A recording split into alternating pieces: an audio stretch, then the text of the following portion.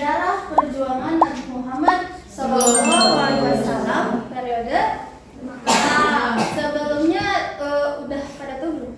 Periode Mekah. Belum. Benar. Gak acting itu teh? Belum. Cius bu. Ini apa? Nah, boleh ditulis ya. Nanti ada pertanyaan. Oke?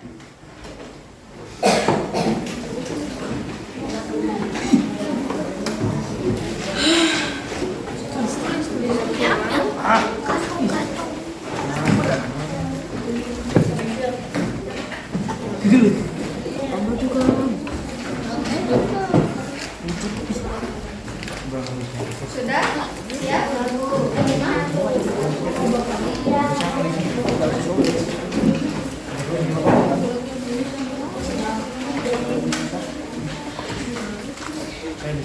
Kalian boleh mencatat poin pentingnya saja ya.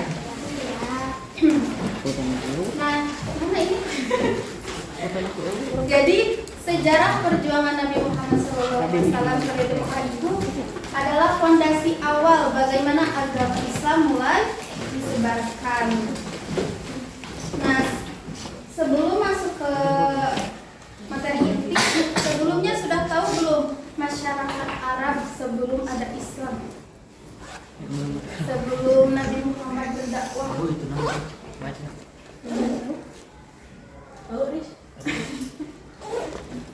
Belum pada tahu? Belum. Nah, jadi kita harus dulu seperti apa sih Mekah zaman dahulu. Jadi zaman dahulu itu zaman jahiliyah. Iya. Jadi itu apa sih? Oke, maksudnya kebodohan itu apa? Kebodohan tidak berhitung, tidak bisa membaca, atau apa? Apa? Ayo, siapa itu namanya? Gak apa-apa. Ada yang bisa bantu?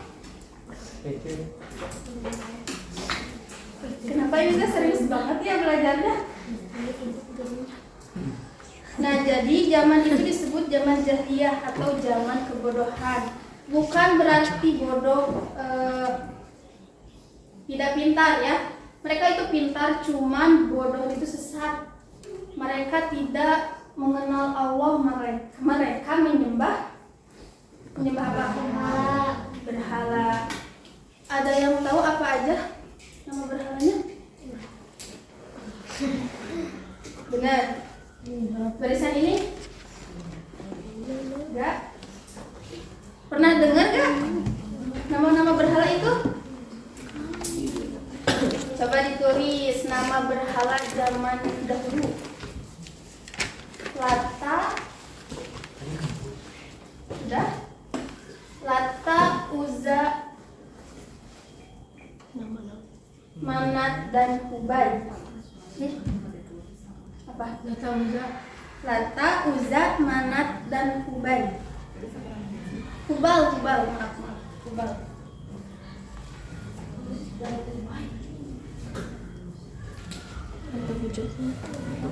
Nah, sosialnya sangat keras di sana.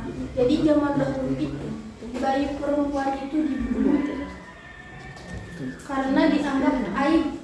Terus perjudian di sana merajalela sampai minum minuman keras. Pokoknya maksiat di sana sangat merajalela. Makanya Nabi Muhammad SAW diturunkan di Arab. Nah, itu yang ke-1 ya, kondisi masyarakat Mekah sebelum Islam. Sekarang kerasulan Nabi Muhammad SAW. Berapa tahun Nabi Muhammad diangkat menjadi rasul? 20? Benar. 23 tahun. Ayo, siapa lagi yang mau jawab? Boleh searching di handphone ya?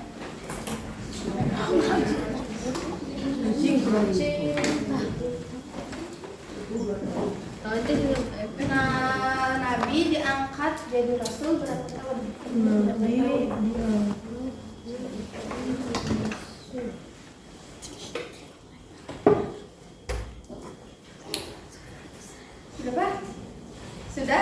jawabannya? 40 tahun. Nah, jadi semuanya berubah saat Nabi Muhammad SAW diangkat jadi Rasul pada umur 40. Nah, beliau sering menyendiri di Gua Hiro untuk merenung. Nah, peristiwa apa sih yang terjadi di dalam Gua Hiro itu? Isra Miraj, ya itu yang benar. Nah, di sana itu turunnya wahyu pertama apa coba? Quran surat Al-Alaq ayat 105. Coba bacakan. Bismillahirrahmanirrahim. Iqra bismi rabbikal ladzi khalaq. Khalaqal insana min 'alaq. Iqra wa rabbukal akram. Alladzi 'allama bil qalam. 'Allamal insana ma lam di Mekah. Nah, tahapannya ada berapa di sini? Apa saja? Secara sembunyi atau sirriyah. Yang kedua, secara terang-terangan atau jariyah. Berapa lama sih Nabi dakwah secara sembunyi-sembunyi? Berapa? Berapa ini tadi jawab berapa tahun? 2 tahun kurang setahun. Nah, Nabi secara sembunyi itu selama 3 tahun dakwanya itu kepada siapa saja sih? Tahu gak? Target pertama Kanjeng Nabi dakwah secara sembunyi-sembunyi yaitu kepada keluarga tercinta terdekat. Nah, pusat pertemuan mereka ada di rumah Arqam bin Abil Arqam.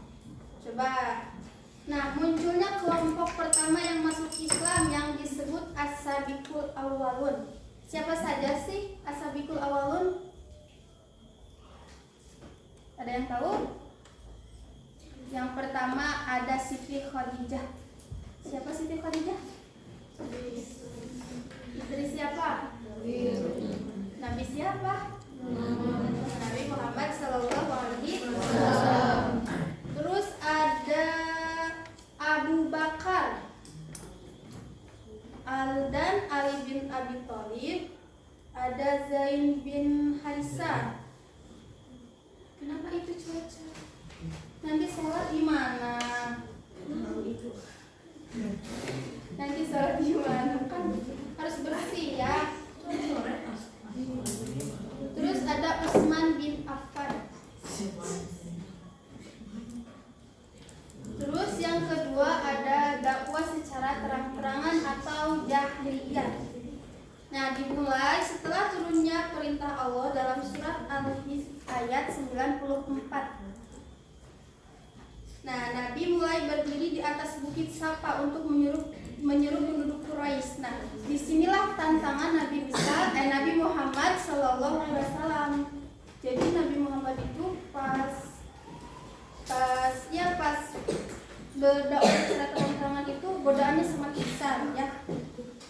Tantangan dan ketabahannya, anak-anak ya, jangan bayangkan kalau dakwah Nabi itu lancar-lancar saja.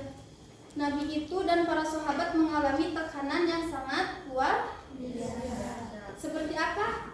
Seperti ejekan dan hinaan, penyiksaan fisik, diboikot ya zaman dahulu. Ada yang memberi contoh hinaan dan ejekan kepada Nabi Muhammad SAW. Boleh searching, minimal 1 orang yang berani.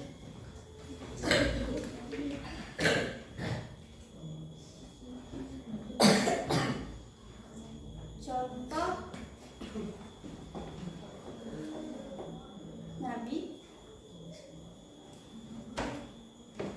bersahabat dengan Teh Ani. Udah? Coba bacakan. Gak apa-apa dibaca aja.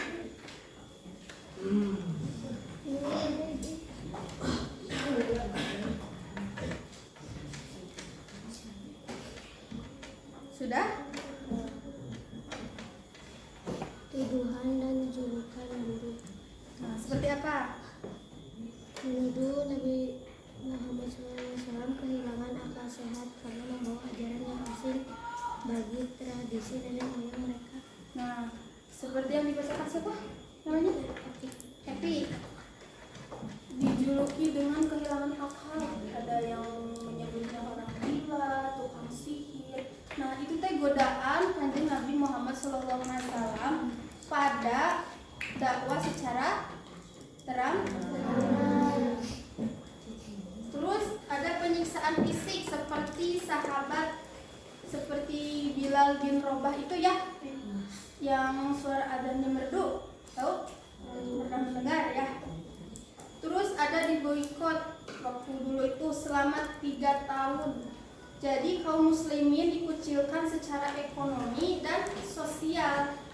Nah, jadi orang muslim itu tidak boleh berdagang dan tidak boleh menikah dengan kaum Quraisy.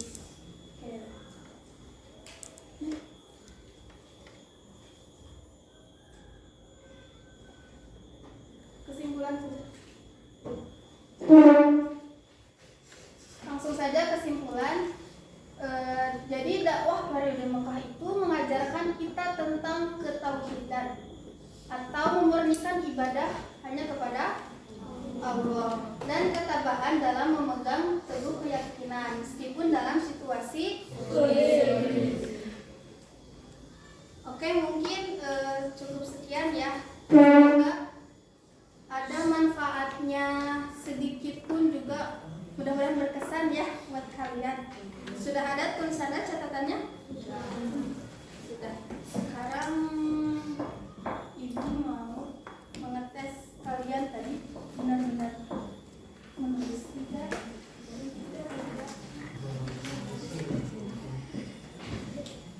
Coba barisan ini. Siapa aja 5 orang yang termasuk as-sabiqul awwalun?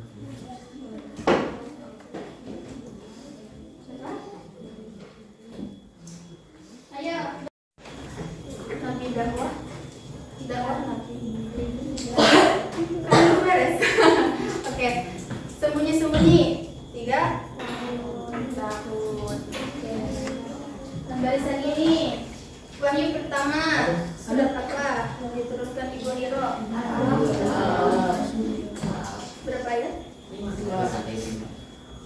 1 sampai 5 atau 5 aja?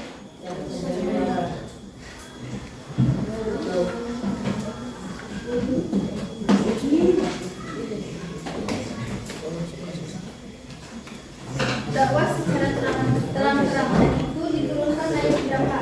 Surat Al-Hijr ayat berapa?